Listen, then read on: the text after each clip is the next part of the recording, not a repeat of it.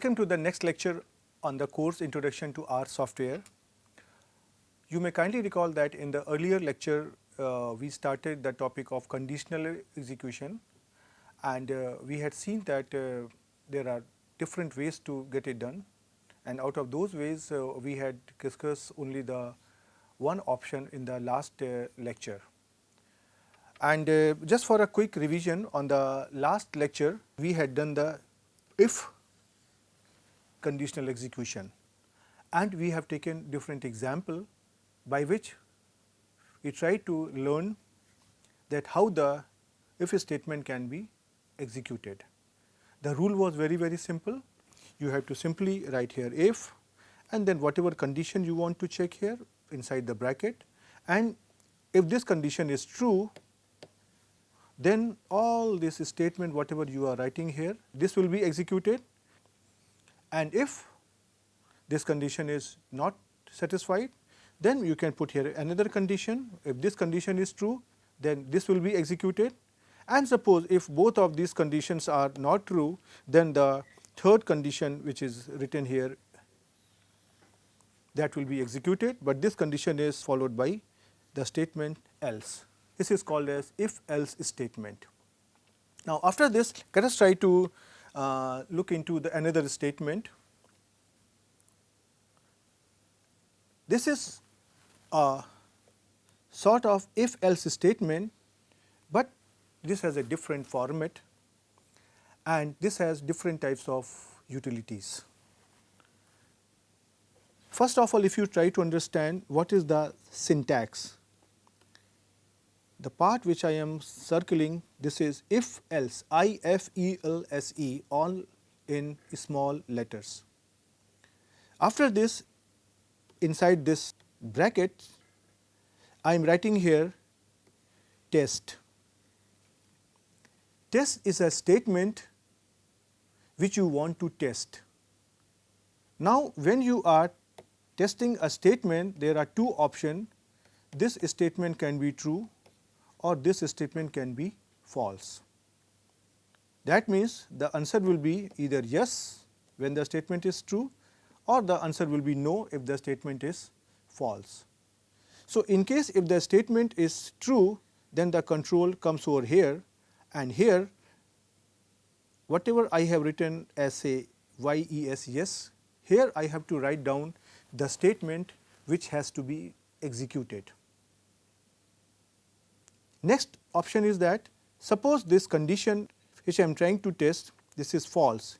In that case the control comes over here, what I have written here as a no, and then whatever the statement I have written in place of no, that is executed.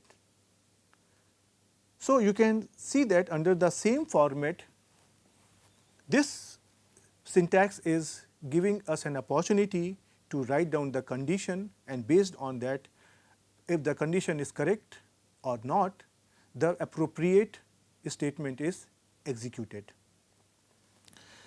One advantage of this statement is this, that this statement can be used over the vector valued evaluations and the conditions can be checked. And here in this part you can read it. I am trying to explain what do you mean by here true and false. I am simply trying to say here that when I am trying to take a vector valued expression, then the components in the vector valued expressions are logically tested by the expression what is mentioned under the test, and in case if the logical answer of this statement comes out to be true, then whatever statement I have written under the yes, that is executed. And similarly the opposite also holds true, that whenever I am trying to consider any component of this vector, then whatever is the statement given under the test is executed, and if the answer is false, then whatever statement I have given under here no, that is executed. Right. Okay. So now let us try to take some examples and try to understand it. What do I really mean by saying these statements? Suppose I try to generate a data set containing the value 1, 2, 3, 4 up to 10, and I try to store all these value under a variable, say here x. So, by this statement x less than hyphen 1 colon 10, this is a statement to generate a sequence of numbers starting from 1 to 10 at an interval of plus 1. Well, you may get surprised that how this statement comes into picture, but as I told you earlier, very soon we will be discussing all these types of different possibilities to generate the numbers or to generate the data set.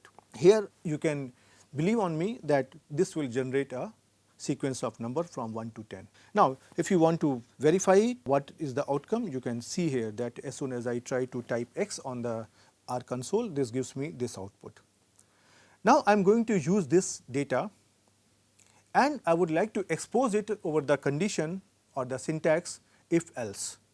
Now, what I want to do here, if you try to see, first I am writing here if else, then inside these bracket signs, I am writing here first statement x less than 6, second statement is x square, and third statement is x plus 1.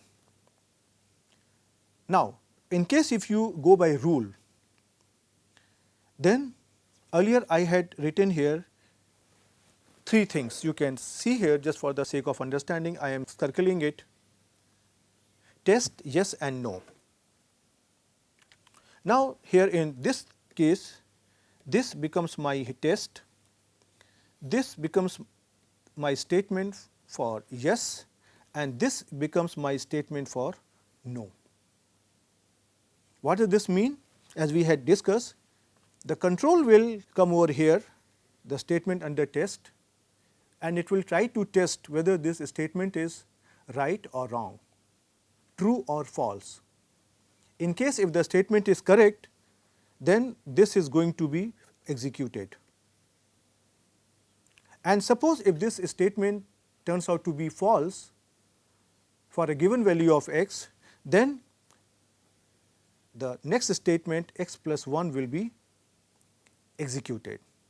So, in very simple words, I have written here, but I will write down here that if x is less than 6, then the value x will be replaced by x square, and if x is smaller than 6 is true, and if x is greater than or equal to 6 is false. So, this becomes my true value and this becomes my here false value. And in this case, x is going to be replaced by the value x plus 1. So, before I go further, let us try to execute it, see the outcome, and then we will try to understand how the things are happening. Okay. So, first I try to generate the data here over the R console. Now, you can see here that this is giving me a sequence of values from 1 to 10. Now, I try to write down this condition over here.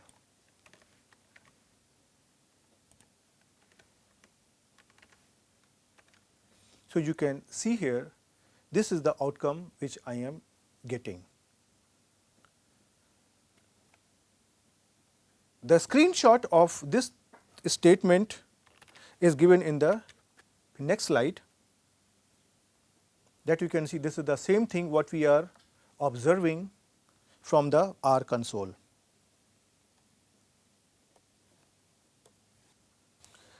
Now, let us come back on the earlier slide and try to see what does this R is trying to do. Now, let us try to see what really this program is doing. You can see here x takes value 1 to 10. So, let us try to take here first value x equal to 1. Now, you can see here I have to compare with the condition x less than 6.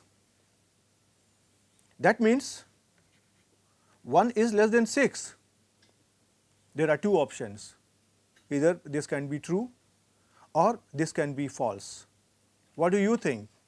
Yeah, obviously 1 is smaller than 6, so this condition is true. and so this becomes my here yes.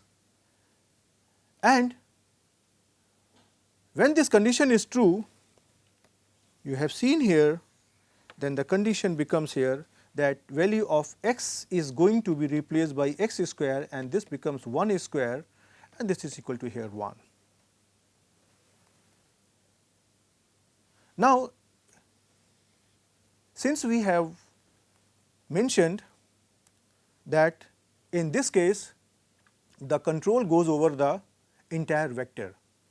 So, here I have taken the first value of the vector. Now, the control will go to the second value. What is second value? X equal to 2. Now, again I have to check whether this value is smaller than 6 or greater than 6.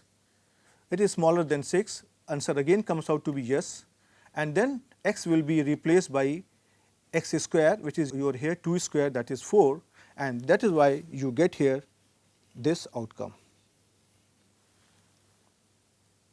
And similarly, I try to take here another example, say here x equal to suppose say here 8. Now, the condition under the test will check whether 8 is smaller than 6.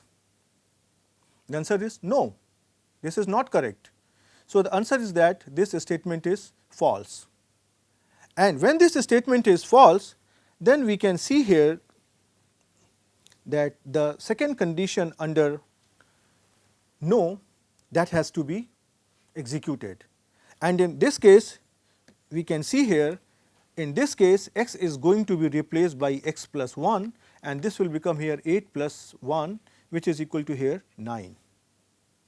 And you can see here, this is the value here, which is here 9. And similarly, the entire expression will be executed. And all these expressions I have given here, that for x equal to 1, 2, 3, 4, 5, the conditions remain true, that each of these values is smaller than 6. So, the variable x is replaced by x square, that is 1, 2 square, 3 square, 4 square and 5 square. And as soon as the condition is violated, that means for the numbers 6, 7, 8, 9 and 10, the condition that x less than 6 is not true, but it is false. So, in this case, the variable is replaced by x plus 1. So, now in this case, the values will be replaced by 6 plus 1, 7 plus 1, which is 8, 8 plus 1, which is here 9, 9 plus 1, and here 10 plus 1. So, now you can see based on this conditional statement whether the condition is true or not, the required statement is executed and the values move in a vector. After this, let us try to take up new topic, which is again a control structure in R, and this is about loops. What is a loop and what is its meaning in the programming language?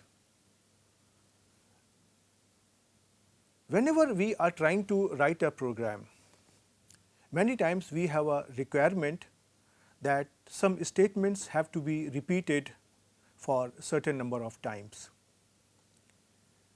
The number of times can either be known or they may be unknown to us. In case if the number of times a command has to be repeated is known to us, that means the same process has to be repeated again and again inside a loop. The second situation can be that we really do not know that how many times a process has to be repeated, but we have certain conditions. For example, a student can be asked to appear in an exam unless and until he gets 70% of marks. So, we really do not know whether the 70% marks will come in the first exam or the second time or the third time or say so on. Second situation can be a student knows that I have to appear in 3 exams. So, in the second case the number of repetitions are fixed, but in the first case the number of repetitions are unknown to us and they will be known to us only when the condition is satisfied. That means the student gets the required marks. Right. So, in order to do such a repetitive process of commands or the execution of repetitive commands, we are going to discuss here three types of loop. One is called for loop, other is called while loop, and third is called repeat loop. And these three loops are used under different types of condition. We will try to understand their syntax as well as their examples. So, first we take up the for loop. The for loop is useful when the number of repetition is known to us. That means, before I am starting my programming, I know in advance that how many times the program has to be repeated. For example, if I say that the process has to be repeated say small a number of times, first time, second time, third time up to n time, where n is some finite number. In this situation, it is recommended to use a for loop. And the syntax of for loop is very simple. Just try to write down here for, and inside these brackets try to write down the name of the vector in which the values are assigned, and inside this curly bracket you have to write all the commands which have to be executed. And then whatever the values are contained in the vector over here, they are sequentially computed for the statements which are written inside the curly brackets, and all operations are done whatever we have mentioned it. Now the question comes, suppose I want to know more about this for, then the rule is very simple. Just go to the R software and then try to get here help. For example, here I can type out here help, and inside the inverted comma say here for, and you will see here the control comes over here. So, you can see here all this information has been given online, and that is coming directly from the site of our project. And here they are trying to give all information about for loop, while loop, repeat loop, and believe me, this is the most authentic information. The only hurdle is that you need to read it carefully. Right. So, here we are trying to take some of the things and then we are trying to understand it. Once you understand this basic function, then depending on the need, you can execute these commands, you can read these syntaxes in more detail and can do the required job. Okay, so let us try to take a simple example and try to understand how this for loop is executed. So, first if you try to understand what is written over here, first this is the statement for the for, then inside these two brackets I am trying to write I in 1 to 5. This is a standard statement where I try to write I in 1 colon 5. This means the first value of I is going to be taken is I equal to 1, that is the starting value from say here. Then the next value will be taken as here I equal to 2, next value will be I equal to 3, next value will be I equal to 4, and after this the last value will be I equal to 5, which is here 5 is coming from here. This is the meaning of this. In case if you do not want to take these values in a sequence, then there is another command, we can combine all the values inside a vector and we will see it in another example. Now, in this curly brackets, I am writing a very simple command print I square. This print is a very simple command to print the outcome on the screen. So, what I am trying to say here, that the values, there are now 5 values here, 1, 2, 3, 4 and 5, which are contained in this bracket. From here, these values will be transferred to the statement inside the curly bracket one by one, and the statement will be executed and its outcome will be recorded for each and every value. So, now you see what will happen here. First of all, I equal to 1 will go into the commands, and I am asking simply print I square, that means 1 square. 1 square is 1. So, 1 has to be printed. Now, in the next repetition, this will take up the next value I equal to 2, and the command that print I square will be executed, and the answer will be here 2 square, which is equal to here 4. You can see here that here the answer is 1 and here the answer here is 4. And similarly, this command will be repeated, and for I equal to 3 we will get the answer 9, that is 3 square. I equal to 4, I will get the answer 4 square, which is 16, and for I equal to 5 we have an answer 5 square, which is equal to here 25. And you can see here these values are printed here. So, you can see that the execution is happening one by one, one at a time, and for all the values in the vector. So, just by doing or just by writing one simple syntax using the for loop, I can repeat the operation 5 times. And in case if I want to repeat it for more number of times, I simply have to change my index.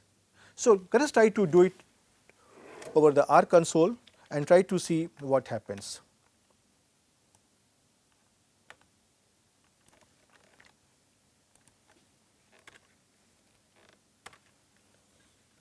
You can see here, this is giving me 1, 4, 9, 16, 25, this is 1 square, 2 square, 3 square, 4 square, 5 square. Now, suppose I want to get here I square plus say I cube. Now, I can do the same thing. Now, you can see here whatever are the values are obtained, they are the values for I equal to 1, 2, 3, 4, 5. It is giving me the value of 1 square plus 1 cube, 2 square plus 2 cube, 3 square plus 3 cube and so on. And suppose if I want to repeat this process for say for more than say 5 times. Suppose I say I want to repeat this process for say 20 times. So, anyway, no issues, just try to write down this command and try to change here the values, say here 20. Now, as soon as you press enter, you get here all the 20 values here.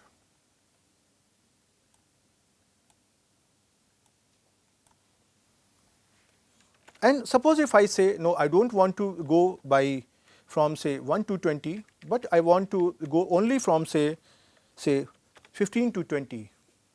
Now, the process will start from I equal to 15 and then this value will be calculated.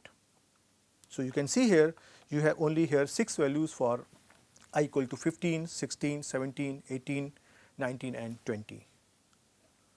So, you can see here that execution of this for loop is not difficult at all, but it is very, very useful for us.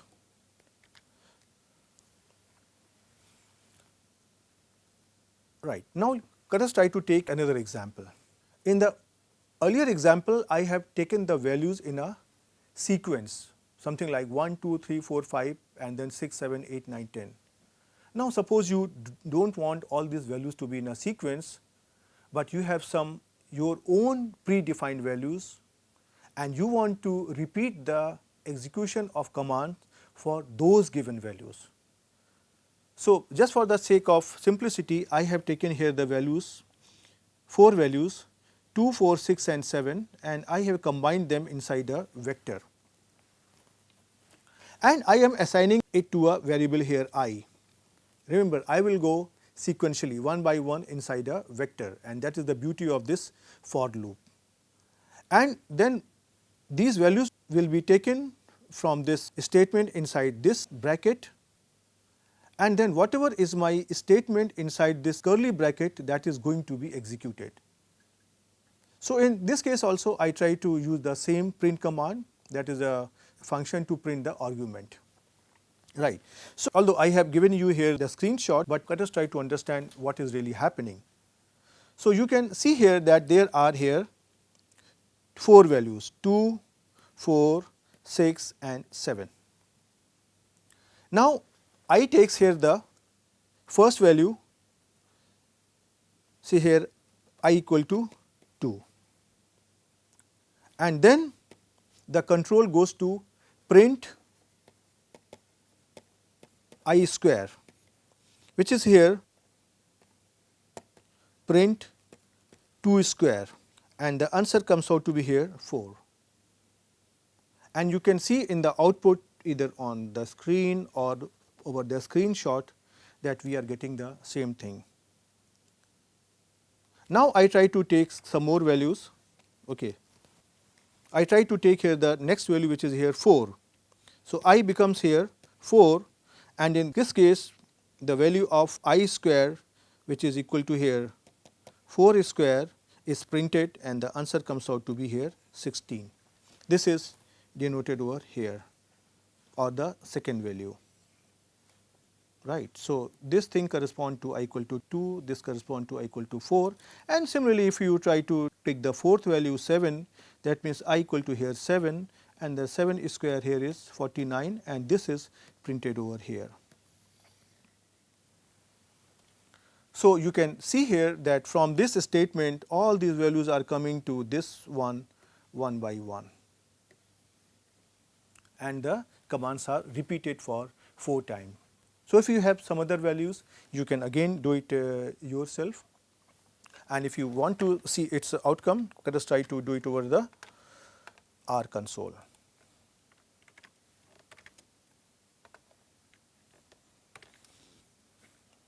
So now you can see here the outcome, which is also given in the screenshot over here. So now at this stage I stop here, and I have given you one example of this loop. Now my request is that you please try to practice it, try to understand the concept of loop by taking several examples, and in the next turn I will try to take another 2 loops and we will try to move forward. Till then, goodbye.